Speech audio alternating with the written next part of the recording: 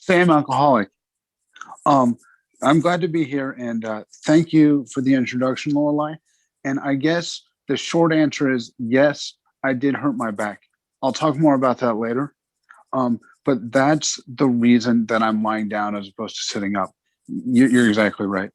Um, but I guess first I'm going to talk about my experience, my strength, and my hope, sort of what happened or what it was like, what happened, and what it's like now.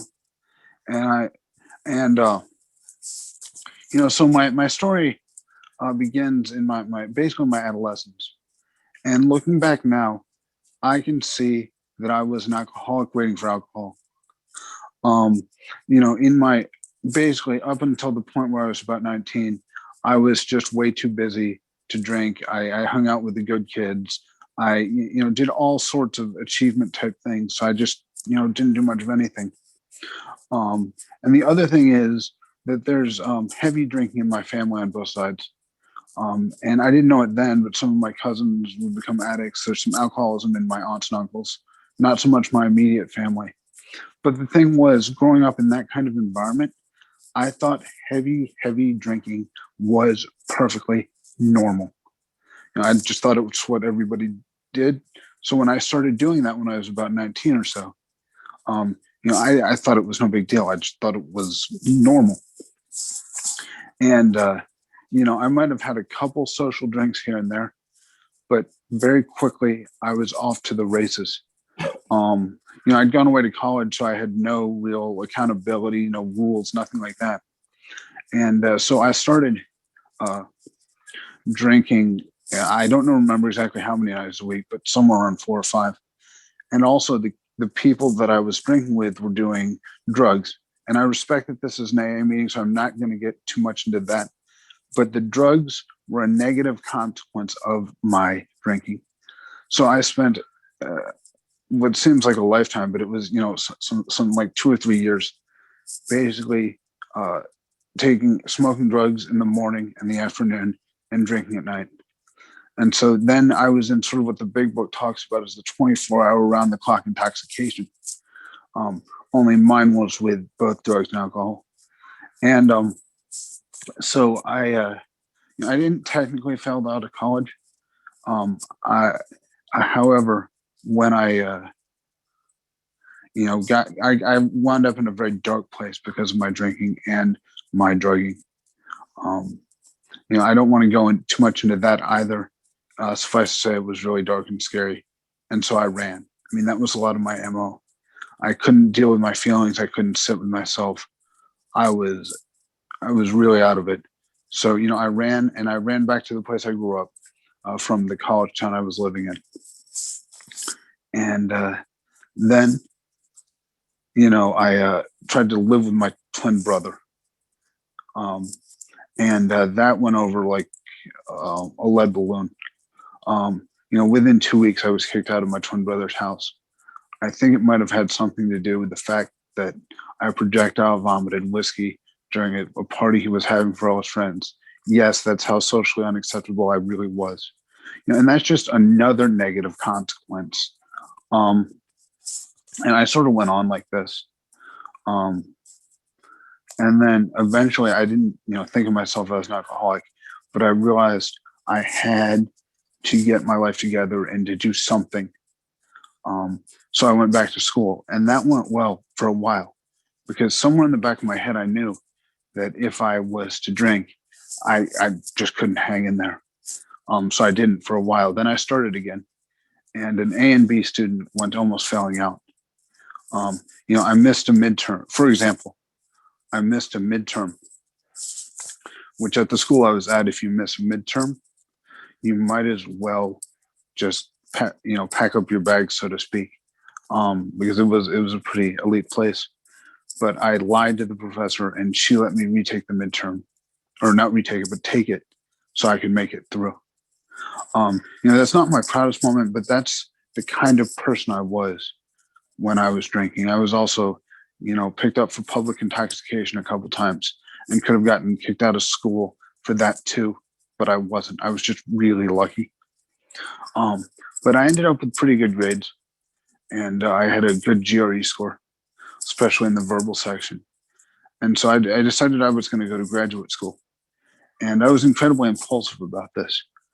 I made one short list of some schools that looked cool, talked to one person, and then maybe did a Google search. I don't remember. Um, but I decided on that basis of that alone, in about an hour's worth of research, that I was going to go to this school and move across the country to do it. Well, that didn't work out either. These were more negative consequences. When I got to the school, I found out it was a weed out program where they take far more people than they intend to keep. So the reality of it was I was gone after about 2 weeks, and I was, drinking and drugging some more. And so I stayed in that town for about 6 months. And at the end of it, I was hospitalized. Um, my family was on the East Coast. I was on the West Coast, and I was completely and totally alone and by myself during the holiday season. I took it hard. That was really an emotional bottom for me. But did I stop? No. But I did move back to the East Coast, where doctors told me, Sam, you can't drink, not even one. And so, 4 or 5 years went by where I tried to quit on my own, but just couldn't. Inevitably I would drink again.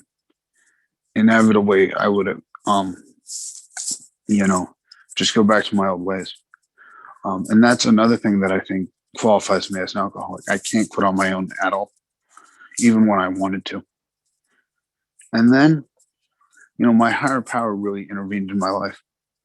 And I was honest with one of my doctors. I told her, how much I was drinking, how I would lose control over it, and a bunch of other stuff. And looking back, I can see it was a textbook case of alcoholism that she saw. And she just goes, Sam, that's alcoholic. You need help. And so, she got me into a early sobriety group run by social workers.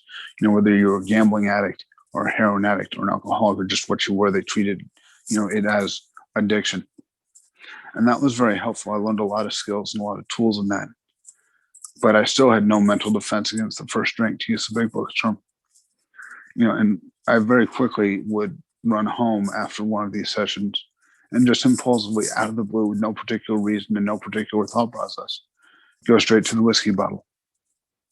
Well, after this happened, I told the social workers about it, and they told me that I was to either go to Smart Recovery or AA, pick one. And they had also said that, if you were religious, you'd go to AA, and if you weren't, you'd go to Smart Recovery. I don't think that was entirely accurate, but they were in the business of getting me to save my own life. They weren't splitting semantical hairs about religion and spirituality. But anyway, so I choose AA, and I go to my first meeting, and I have a deer in the headlights look in my eyes. Nothing made sense, and I couldn't understand a word that was being said. So I decided that AA people were weird and that I wasn't going to go to meetings.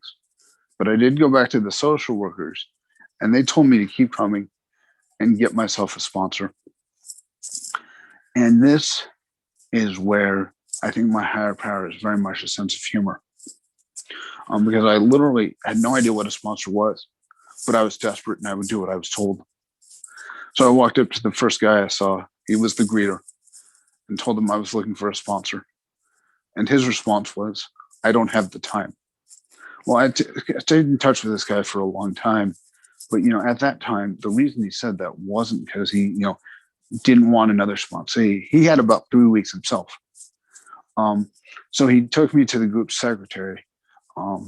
She had like 35 or 40 years at the time. I forget exactly how much. So she knew everyone in the room. And she just pointed at a friend of hers, a guy named, and told me that he would be my sponsor. And that sponsorship lasted for like 5 years and was really good. I mean, the guy saved my life and gave me a life, no joke. He kept it pretty basic. For the first year, I had to call him every day. He had me work step one with no questions asked. He really gave me a start. And I'm still good friends with him and still talk to him. So that was sort of so what it was like, all the, oh, I forget one key thing about what it was like. Um, when I was out of the hospital on the West Coast, I hadn't paid my rent very well or on time for about 6 months. So I was very close to being homeless on the streets of Southern California. And if that had happened, to be quite honest, I'd be dead in about 4 days, is my guess. Because I'm not a tough guy. I just couldn't survive. Looking back now, I know it. So, like, that was another negative consequence of my drinking. Um, so to jump back, so I had worked with the first sponsor, and um, I'd gone to school to put together a career. Got a certificate with some, so that would give me some job skills. But I was still right out of school and with no money. And I had like 4 or 5 years sober. So my parents wanted to move from the East Coast, where they were living, the Northeast, the greater Boston area, to the greater Nashville area. And I thought for sure. And they offered to just sort of let me tag along, get on my feet and that kind of thing. And, I thought that I would come to Nashville, stay here for about 6 months, and bounce right back to Boston. But the thing is, it's like 4 years later, and I'm still living in Nashville. What I learned from that is that my higher power has plans for me that I don't understand, and that they're better than the plans I try to make. I found a job I really liked in Nashville. Really good people there. It's just very, very satisfying and very fulfilling.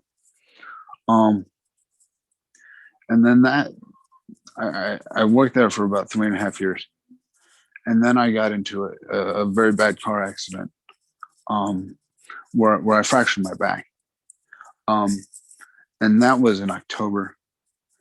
So to be honest about it, that there were times where, like, the survival rate of a surgery I went through was like 30%. And that kind of thing. I mean, it was really serious. I very easily could have died. No, fortunately I don't remember much about being in the hospital for this, but people tell me, what happened after the fact. So it just makes me very grateful to be alive, and very grateful that I came through.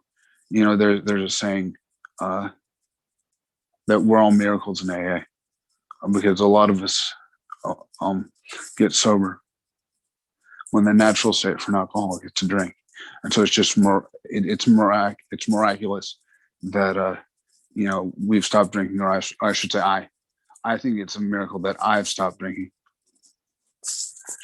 And so then in my recovery so far from this back injury, I've really leaned on the program. I've applied these principles in all our affairs, like the 12 step says. I've talked to my sponsor a lot. I've also, just the basic skill of asking for help is something that's really been sort of thrust upon me, something I have to really live with constantly, because there's still things I just can't do on my own. And I just have to pray, because after this accident, I mean, it sounds obvious, but I've been out of work for a while, and that's really tough, but I have to just, remain optimistic, pray. It's almost, and do a lot of the things that I did when I was first getting sober. Literally pray in the morning, read from the big book, read the daily ponderables, read the grapevine quote, read the AA daily thought. These are all emails I get from friends, and just realize, that I'm not in control. I'm really not. And I'm just grateful for the 5D group, which I found. I consider it my online home group, because there have been times where at night I've been in some serious pain, and to just be able to tune in and listen to the fellowship just brings me a lot of joy. So with that, I'd like to close and just with a simple thank you, and I'm grateful. Have a good meeting, everyone.